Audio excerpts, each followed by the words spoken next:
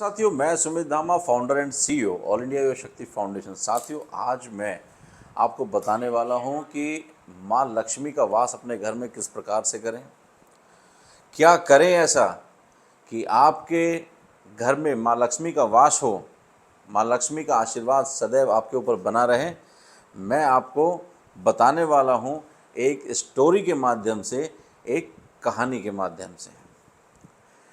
साथियों, एक धनिक सेठ थे। उनके 4 पुत्र थे। सेठ ने चारों पुत्रों का विवाह कर दिया, लेकिन जो घर में जो बहुएं आई, उनका जो स्वभाव था वह उग्र और झगड़ालू किस्म का था, असहिष्णु था। इन कारणों से घर में रोज सुबह झगड़े होने लगे, गृह कलेश होने लगे और घर में अशांति का एक माहौल सा बन गया। इन सब चीज़ों को देखकर जो है सेठ बहुत ही परेशान रहता था। खूब उपाय भी किए, लेकिन कोई भी उपाय जो है वो काम नहीं कर पाया।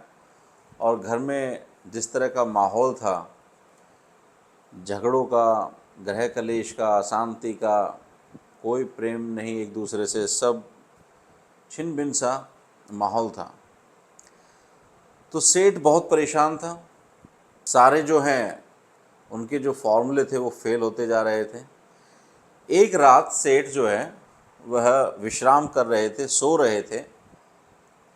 अचानक उन्होंने देखा कि माँ लक्ष्मी उनके घर से जा रही थी।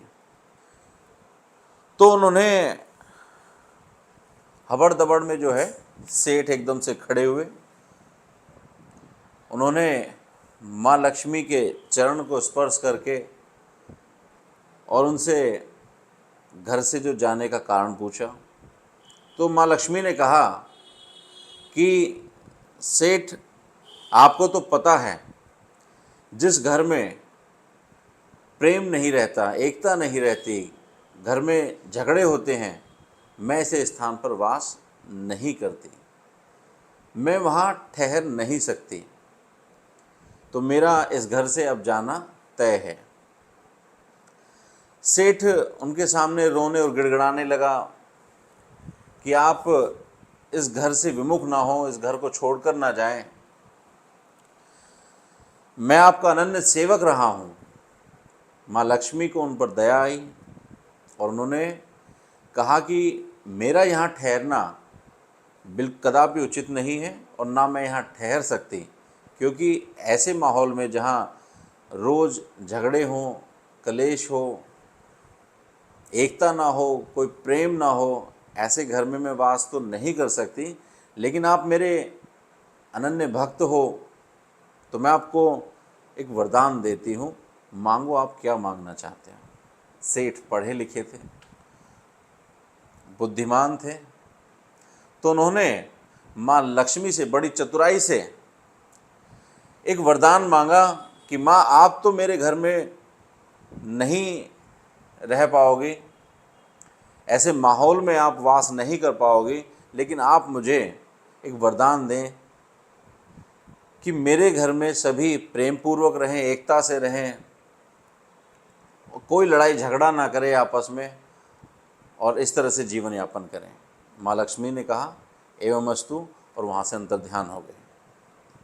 अब अगले दिन सेठ की जब आंखें खुलती हैं तो वह देखते हैं, हतप्रभ हो जाते हैं देखकर कि बहुओं में, बेटों में, भाइयों में किसी में कोई झगड़े नहीं हो रहे थे। आपस में सब अपना अपना कार्य कर रहे थे, बड़े प्रेम पूर्वक एक दूसरे से बातें कर रहे थे और पूरा दिन बड़े अच्छे से व्यतीत हुआ। सब ने अपने अपने जो कार्य बांटे हुए थे तो उन सभी को अपना कार्य किया। रात में फिर बैठकर अपने हंसना बोलना और सभी एक दूसरे से प्रसन्न भाव से अपना, इस तरह से उनका जीवन चलने लगा।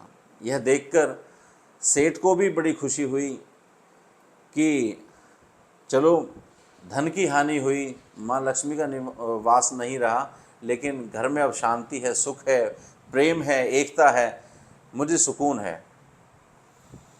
अचानक से एक दिन क्या हुआ कि सेठ को जब सेठ सो रहे थे तो उन्होंने स्वप्न में देखा कि माँ लक्ष्मी वापस उनके घर में आ रही हैं। तो सेठ ने माँ लक्ष्मी को वापस घर में आता देख उनको जो है दोनों हाथ जोड़कर धन्यवाद कहा। माँ लक्ष्मी ने कहा कि हे सेठ, इसमें कोई धन्यवाद की बात नहीं है और मेरा उसमें कुछ अनुग्रह भी नहीं है। जहाँ प्रेम होता है, जहाँ एकता होती है, वहाँ मैं बिना बुलाए भी आती हूँ। ऐसे स्थान पर मेरा निवास करना निश्चित है। मैं ऐसे घर में निश्चित ही प्रवेश करती हूँ, वास करती हूँ, जहाँ प्रेम रहता है, जहाँ एक दूसरे का आदर सम्मान होता है, जहाँ कोई झगड़ा ना हो। तो इसलिए मुझे इस घर में पुनः वास करना है। और यह कहकर सेठ जो है बड़े प्रसन्न हुए। सेठ को बड़ी प्रसन्नता हुई। अब घर में खुशहाली थी, माँ लक्ष्मी का वास था, धन भी परिपूर्ण था, सब कुछ अच्छा हुआ था। तो इस कहानी से हमें क्या मैसेज मिलता है, क्या सीखने को मिलता है? इस कहानी से हम सभी को एक सीख मिलती है साथियों।